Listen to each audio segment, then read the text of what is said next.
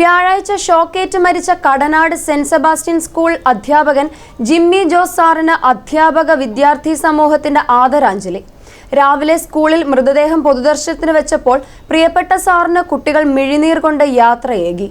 കുട്ടികൾക്ക് പ്രിയപ്പെട്ടവനായിരുന്ന ഇംഗ്ലീഷ് ടീച്ചറുടെ വിയോഗം സഹപ്രവർത്തകർക്കും ഞെട്ടലും ആഘാതവുമായി. Arakkulam saint Mary's, Ramapuram saint Augustine's, Pravithanam saint Michael സ്കൂളിലെ അധ്യാപനത്തിന് ശേഷമാണ് ജിമ്മി കടനാട് ഹയർ സെക്കൻഡറി സ്കൂളിൽ അധ്യാപകനായി എത്തുന്നത്. സരസമായ അധ്യാപന ശൈലിയിലൂടെ വിദ്യാർത്ഥികളെ കയ്യിലെടുത്തിരുന്ന ഇദ്ദേഹത്തിന്റെ അപ്രതീക്ഷിത വിയോഗം കുടുംബത്തിനൊപ്പം കുട്ടികൾക്കും തീരാവേദനയായി. രാവിലെ 9 മണിയോടെയാണ് ഭൗതിക ശരീരം സ്കൂളിലെത്തിച്ചത്.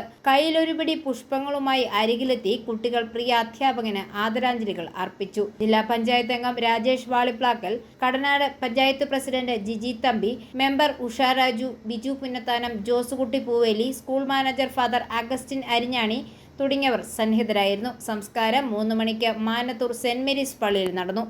ഐഫോറിയ ന്യൂസ്, പാലാ.